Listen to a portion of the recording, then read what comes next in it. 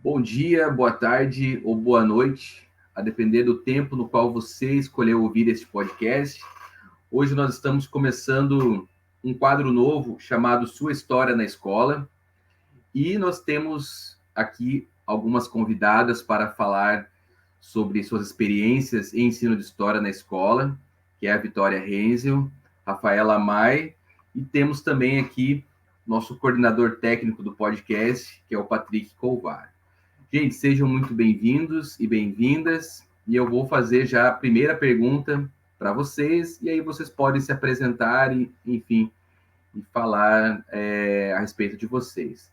A primeira pergunta é: em que momento vocês estão da formação de vocês? Qual é a formação de vocês, a universidade? Enfim, podem se apresentar. Bom, primeiramente, bom dia, boa tarde, boa noite. Gostaria de agradecer o convite, inclusive é uma honra estar participando do CAT Eventos agora do outro lado, né? Eu sou a Vitória, então, sou aluna do curso de licenciatura em História no 8º semestre e faço parte do Residência Pedagógica, então, desde o ano passado, mas também já fiz PIBID, trabalhei também no CAT Eventos aqui um tempo com o William e com a Rosiane, e também trabalho com medieval. A gente estava conversando aqui e eu acho que dá para comentar assim que eu tenho pelo menos uma ideia de TCC, né? Que é trabalhar em ensino de história, mas conversando com o ensino de medieval, né? Ensino de história medieval. Acho que a princípio é mais ou menos isso, para ir começando a conversa. Legal. Bom dia, boa tarde, boa noite. Eu, como o William disse, né, eu sou a Rafaela. Eu estou no 6º, 7º semestre, período pandêmico, a gente fica meio perdido, né, no pós-pandemia. Eu já transitei por vários programas, eu já fui voluntária no PIBID por um semestre, durante a pandemia também. Fui bolsista por um ano no PIBIC, então eu tenho iniciação científica. E agora eu sou bolsista do Residência Pedagógica também, junto com a Vicky, junto com o Patrick. E é isso, né? Tamo aí. É isso. Legal.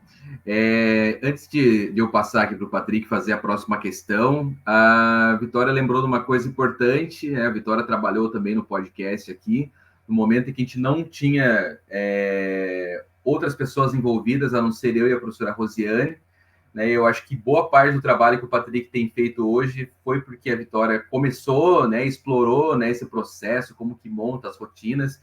E claro que o Patrick está dando a cara dele também, está fazendo as edições, mas é importante, né, falar dessa participação da Vitória no podcast durante o ano passado, né? E como a gente tem as bolsas têm suas durabilidades e elas mudam de tempos em tempos, né? Outros estudantes vêm, eu acho que o projeto é um projeto de extensão, é uma oportunidade para outras pessoas também participarem.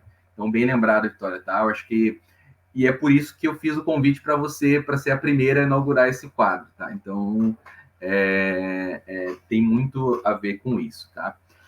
Eu vou passar para o Patrick, que vai fazer, então, a próxima questão para vocês.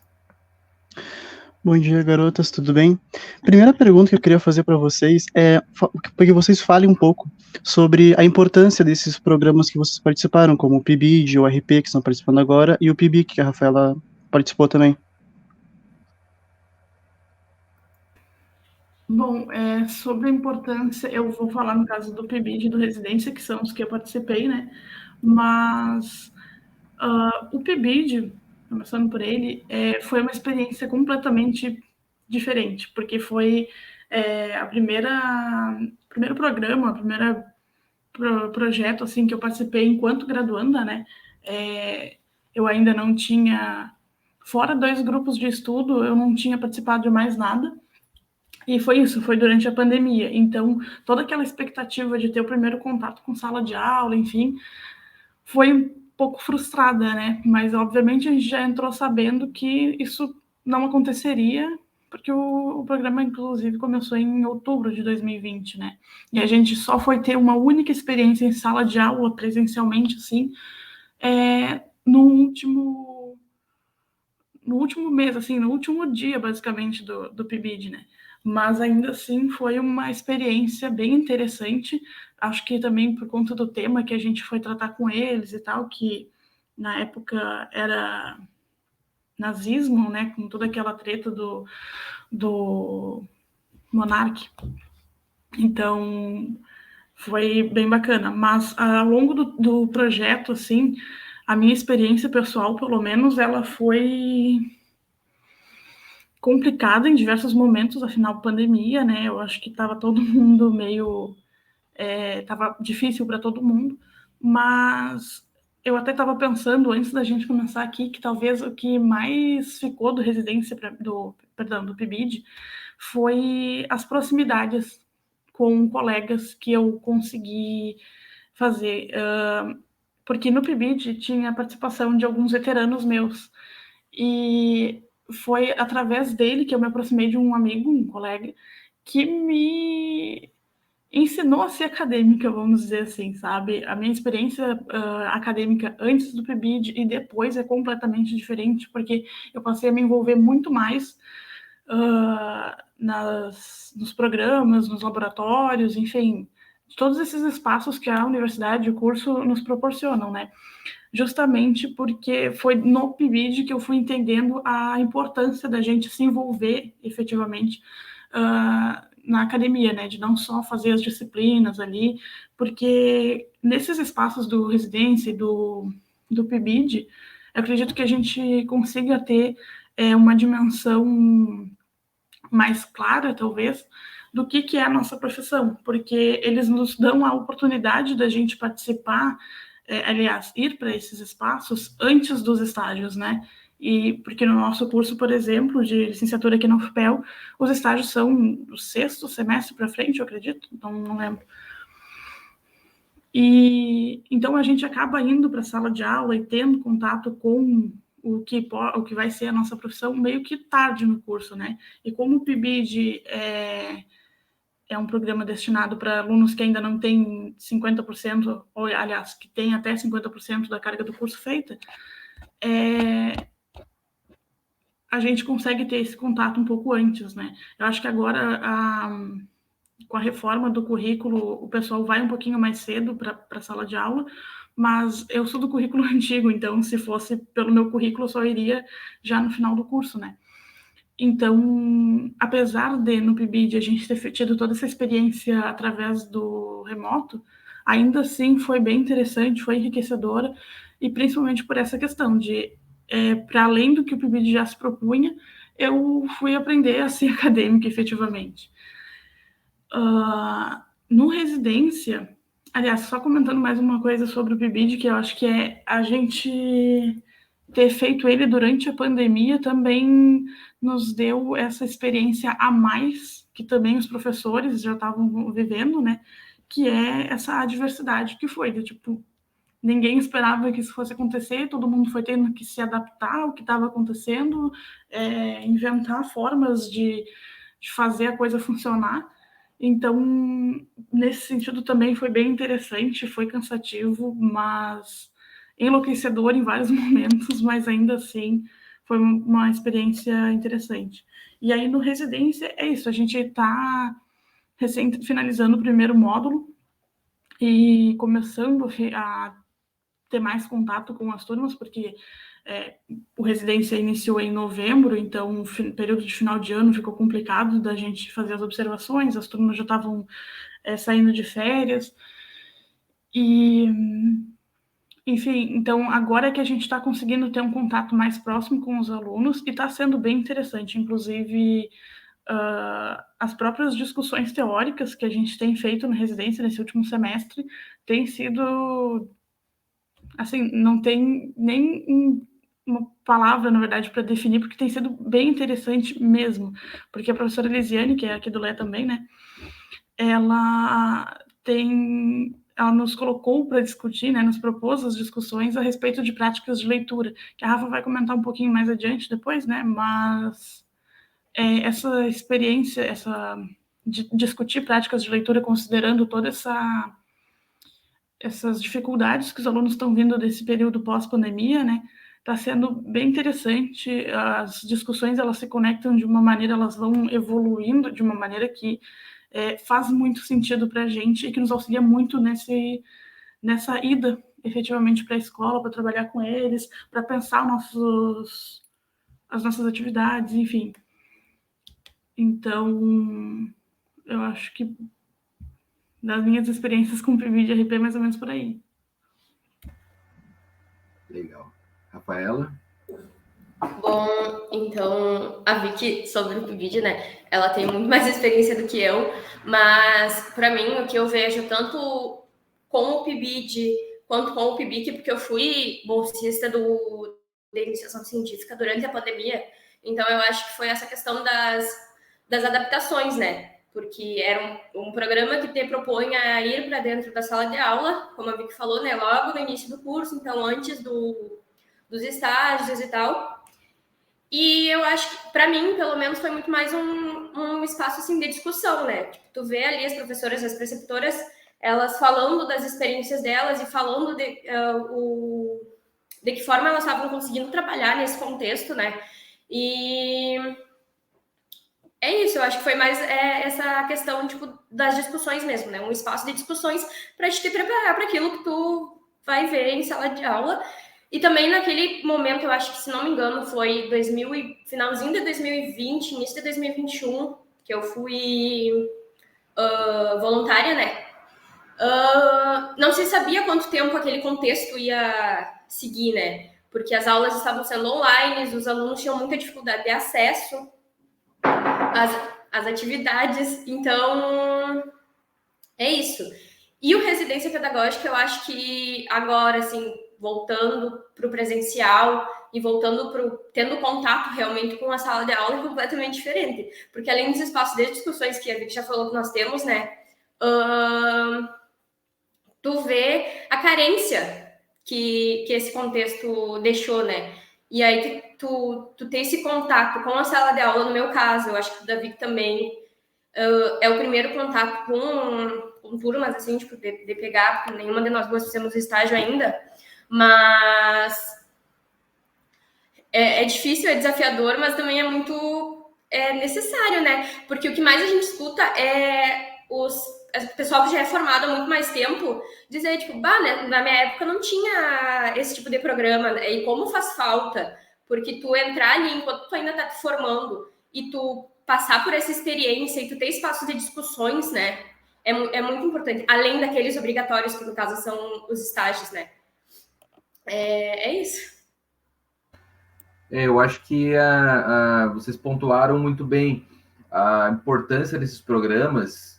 É justamente isso, proporcionar espaços para discussões teóricas. Claro que o PIBID é um nível de discussão, o RP já pressupõe que vocês já estão mais para o final da graduação, então existem outras discussões também teóricas e práticas, e eu vejo que a ideia é justamente essa, né? Proporcionar um espaço para que vocês tenham uma experiência antecipada do que é ser professor, de como que é a atuação, além da formação obrigatória, do estágio que se dá mais ao final do curso. Então, as coisas se complementam.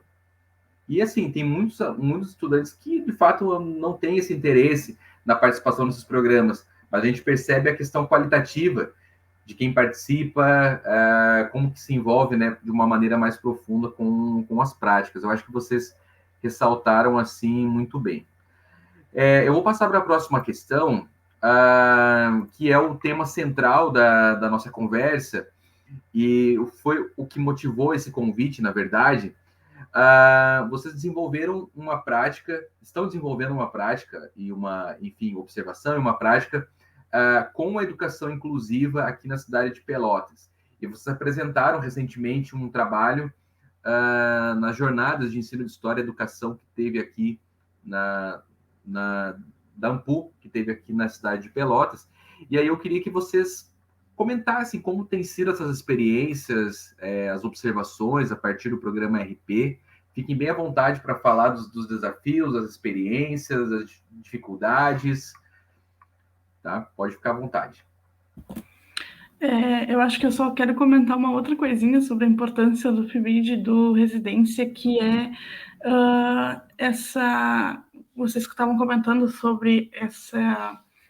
de nos colocar em contato com outros espaços, enfim. Eu acho que a gente, às vezes, até... por estar incluso no programa de atividades das bolsas e apresentar em eventos também é mais uma questão, né? Porque é a partir disso que a importância desses programas se apresenta também, né? Porque aí outros espaços, mesmo dentro da universidade, conseguem ter contato com o que está sendo desenvolvido no âmbito desses programas, né? E aí é mais uma forma da gente ver essa importância, né? E aí eu já passo a comentar justamente esse trabalho que a gente desenvolveu em dupla na última jornada, né? Que foi mais um relato de experiência mesmo, né? Que desses primeiros momentos que a gente teve na escola, em que a gente se deparou com uma grande demanda de alunos com deficiência, né? Das mais diversas. Então, a gente se deparou aí com alguns medos e aflições dos professores, com as dificuldades desses alunos também. Então, como isso se deu? A gente, nesses primeiros momentos, né, do residência, elabora questionários, tanto no residência como no PIBID, a gente elabora questionários que são formas de diagnosticar o cotidiano dessas escolas, né, em que a gente vai atuar. E num desses questionários que foram destinados aos professores, a gente fazia questões assim relacionadas à formação deles, às suas práticas avaliativas, enfim. E quando a gente perguntava sobre o dia a dia deles na escola, seus métodos avaliativos, e como era para eles lidar com a questão da inclusão de alunos com deficiência, o discurso, assim, unânime era: eu tenho formação para tal, mas não me sinto preparado. E a escola também até tem uma infraestrutura, mas a gente não consegue dar conta. Porque foi isso, uma das coisas que as preceptoras trouxeram foi sobre essa grande demanda de alunos com deficiência que estava chegando na escola nesse ano.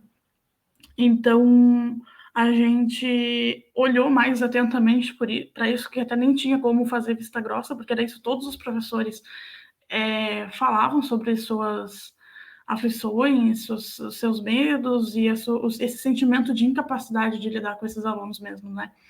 Então, a gente foi analisar um pouco mais e propôs mais uma discussão para ver, tipo, o que mais uma residência poderia fazer, tipo, que estivesse ao seu alcance para ajudar mesmo esses professores, fosse, sei lá, discussões, propostas de atividades diferenciadas que incluíssem efetivamente esses alunos, porque é sobre inclusão, não é sobre só receber esses alunos e, ok, eles estão aqui, então a gente já fez a nossa parte, porque eles precisam de uma atenção diferente, principalmente porque, por serem diversas deficiências, cada uma tem suas necessidades, né?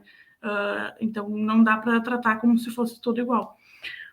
Mas, então, agora, quando a gente começou a aplicação de oficinas, que é como a gente está entrando em contato com eles, né, de uma forma mais devagar, assim, do tipo, vamos desenvolver umas atividades aqui para a gente se conhecer, enfim.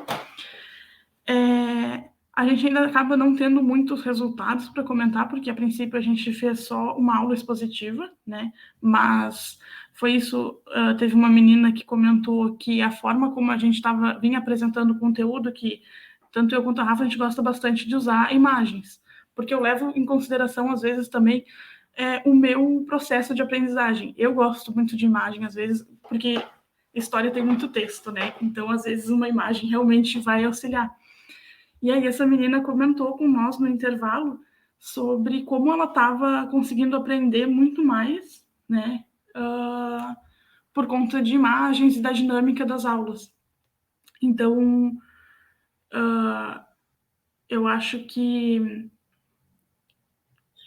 é um pouco desafiador pensar tudo isso, porque é isso, a gente, por mais que eu já tenha participado do PIBID, a Rafa tenha feito aí disciplinas como oficina temática, que de certa forma eles entram em contato também com as escolas.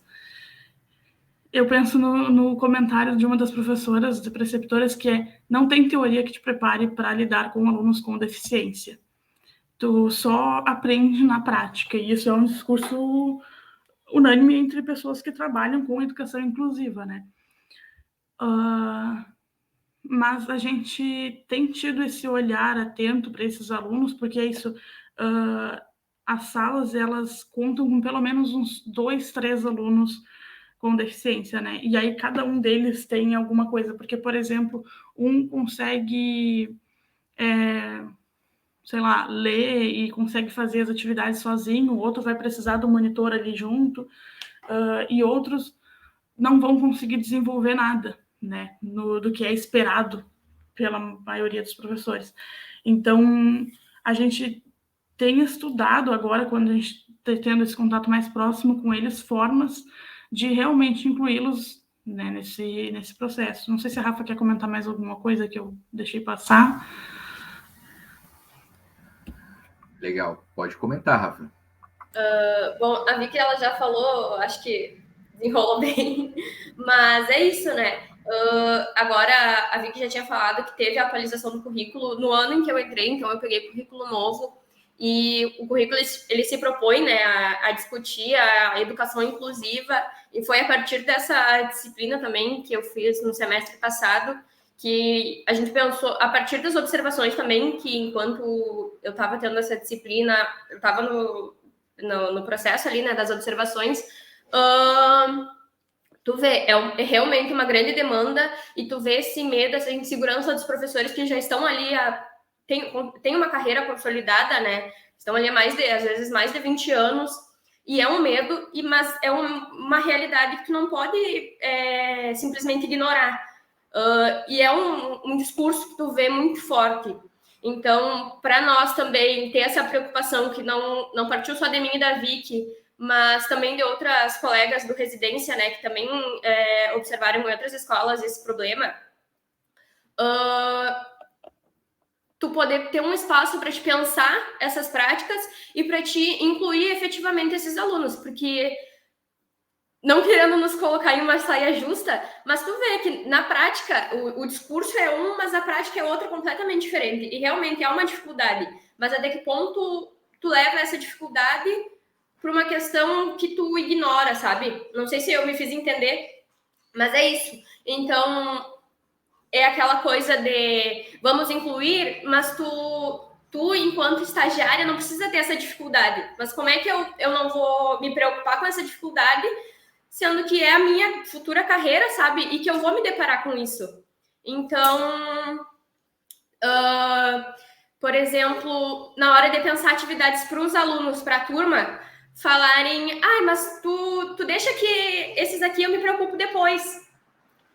Mas de que forma tu vai integrar realmente a turma, sabe? E não só incluir. E isso é uma preocupação muito grande para mim e para a Vicky, porque, como ela disse, são N deficiências, são inúmeras, e cada uma com suas especificidades, mas a nossa preocupação é realmente desenvolver atividades, desenvolver aulas, né, que eles se sintam realmente incluídos, que eles não se sintam só ali no espaço, mas que eles consigam participar, que eles consigam conversar e principalmente que eles consigam dialogar conosco, né? E a gente está vendo esse resultado, que nem a Vicky falou, tem inúmeros trabalhos que trazem, né, estudam a relação tanto da história, da aprendizagem histórica, né, e dessas deficiências. Então, a partir delas, a gente está desenvolvendo para cada turma, para cada aluno, atividades específicas, mas que eles consigam dialogar com o resto da turma. E é muito importante, não tem como ignorar, né? Não tem como fazer vista grossa e dizer, ok, eles estão ali, eu não preciso me preocupar com eles, porque é a nossa futura carreira e nós vamos ter uma hora ou outra que trabalhar com eles, né? Eu queria comentar só uma coisa que... Desculpa, William. É que, assim, eu acho que a nossa condição de visitantes nas escolas também contribui para uma outra questão, que é... por exemplo, a gente se deparou essa semana passada, né, que a gente começou a aplicação das oficinas, em uma turma com 3 alunos com deficiência. E um desses alunos, né, geralmente os professores tinham do tipo, desses aí, como a Rafa estava dizendo, a gente vê depois. Só que com a gente, ela foi super participativa, entende? Não sei se daí, por a gente ser aí visitantes na escola e talvez eles se sentirem mais à vontade para comentar as coisas com a gente, de participar da aula, né? Ou se talvez da forma como a gente estava trabalhando o conteúdo, né? Mas eu acho que é isso. Às vezes, talvez o que falte, ou uma das coisas que falte, seja pensar uma dinâmica que esses alunos se sintam confortáveis para participar também. Porque é complicado. Eu acho que acredito que seja visível tanto para os outros alunos quanto para esses que possuem deficiência, né? Quando as coisas são trabalhadas de maneira que não pensem neles, né? Que não pensem em integrá-los, incluí-los nesse processo. Então, isso é uma coisa que eu achei interessante, porque geralmente a gente é preparado para essas turmas com alunos com deficiência, do tipo, como a Rafa disse, depois a gente se preocupa com esses aqui, a gente mesmo pensa um material para eles, que geralmente vai ser um desenho para eles ficarem pintando quietinhos ali durante a aula inteira, para não incomodar e não atrapalhar o processo de aprendizagem dos outros, né?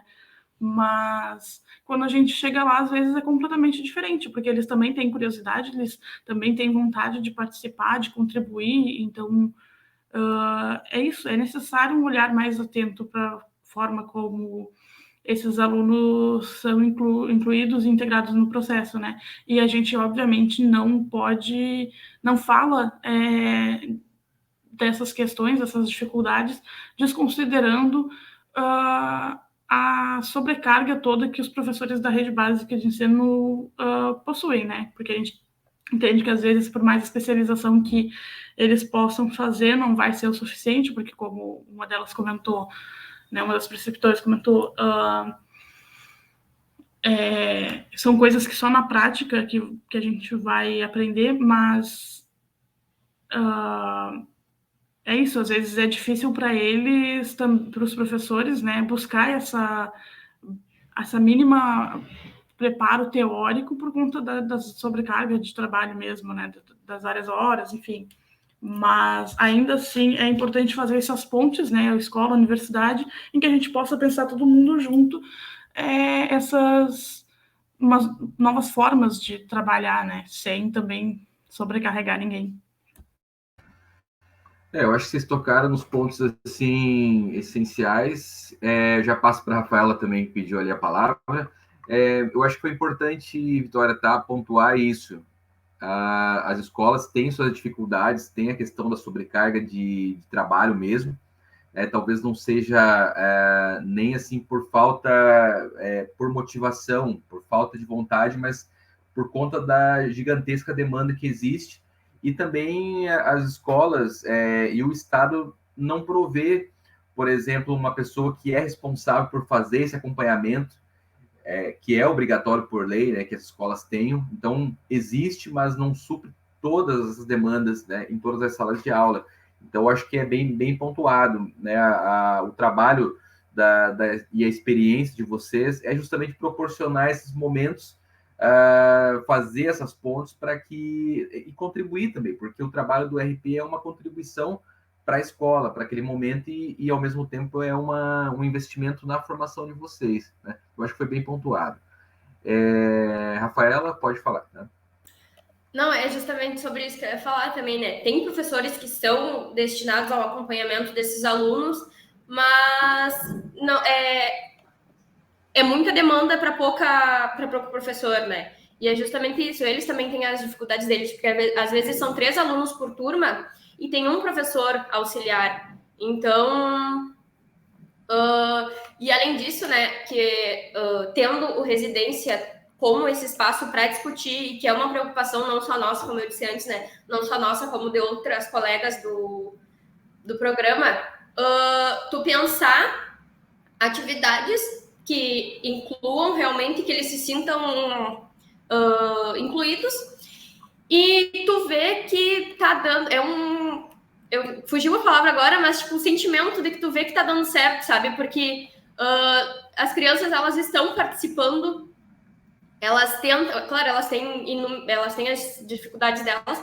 mas tu vê a ação que talvez com outros professores, a partir dos relatos que a gente teve, né, a partir das observações, não é efetivo, e tu vê a residência enquanto um espaço para te discutir essas práticas e para te aplicar, e tu ter o resultado ali, né? Teve uma menina que nos falou que a gente tá conseguindo, eu tô conseguindo entender muita coisa a partir da aula de vocês, então tu perceber que eles conseguem aprender muito mais por imagens, então, como a Vicky falou, né, trazer essas imagens para a aula,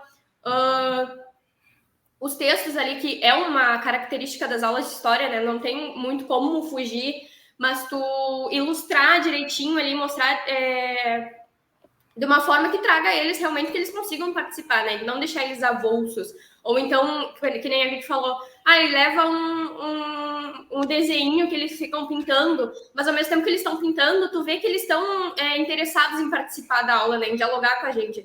E às vezes eles participam muito mais que todos os alunos, né? Eles têm um interesse muito grande em estar ali, em estar conversando, em estar dialogando. Eu não sei se a Vicky queria falar mais alguma coisa.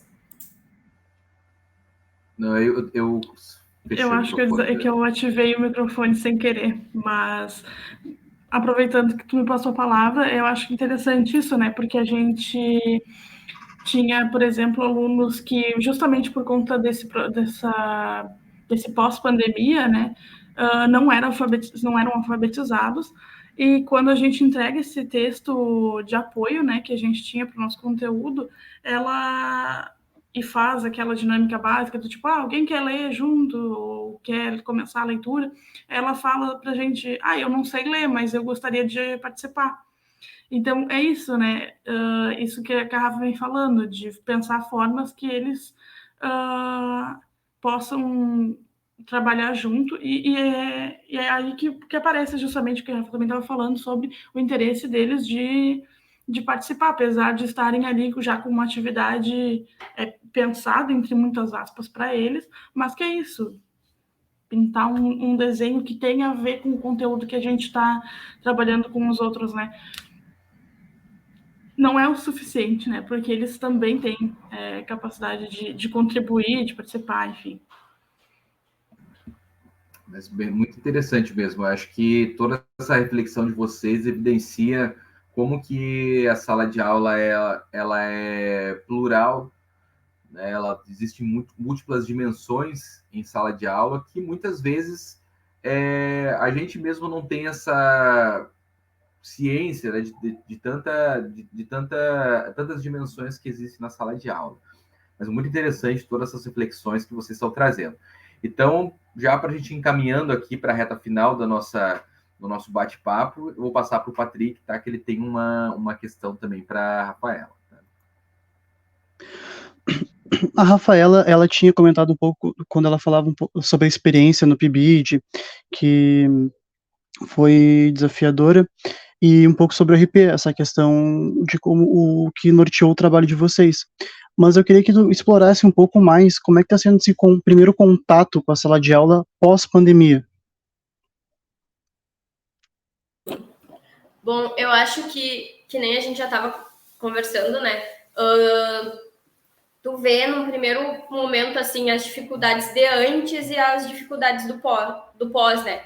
Do de antes da pandemia, tem toda aquela questão que aluno é, sim, agitado, que tem aluno que tem muita dificuldade, mas no pós-pandemia, e principalmente para nós que estamos tendo o primeiro contato com sala de aula, então pega o antes e o depois e soma, né, todos os problemas.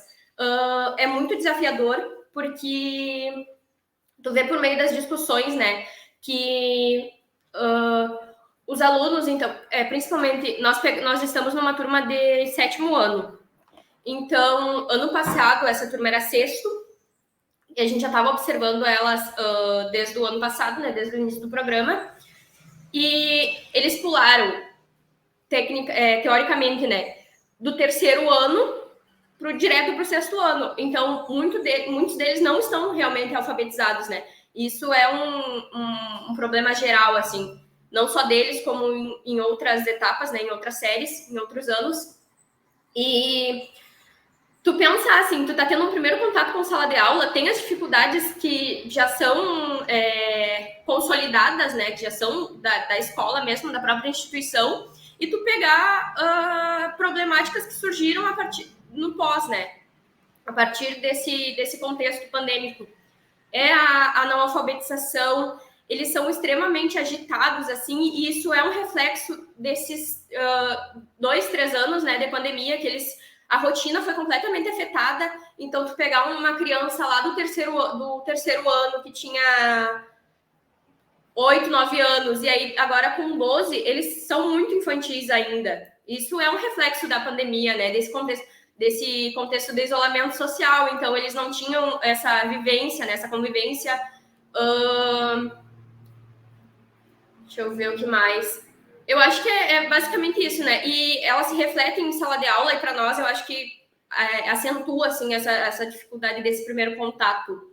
E não tem como tu não perceber isso, porque às vezes a gente fica pensando, mas eu no 8º ano, no 7º ano, não era diferente, a minha turma não era assim. Mas é que tu pensa que era outra realidade, né?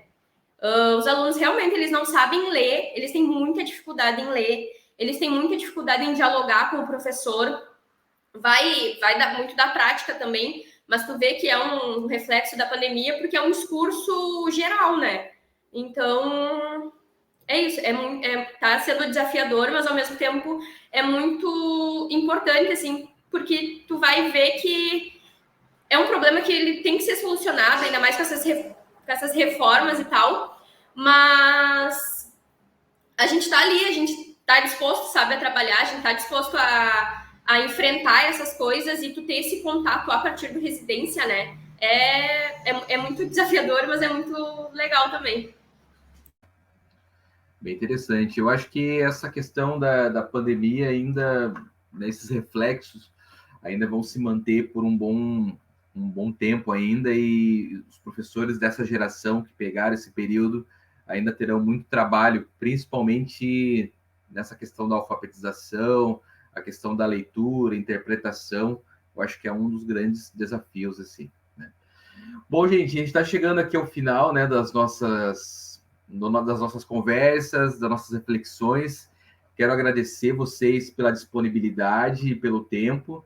Eu sei que para nós é corrido, para vocês também é super corrido, porque vocês têm que conciliar todo o trabalho aí da graduação com as atividades curriculares, como é o programa. A gente sabe que vocês estão fora da universidade, estão na escola e estão correndo para baixo, para cima. Eu sei que tem toda essa dificuldade, por isso que eu agradeço a disponibilidade de vocês, a disponibilidade do Patrick, que é o bolsista do projeto, que está atuando também em participar agora de manhã. À tarde a gente tem atividade também lá na universidade mesmo.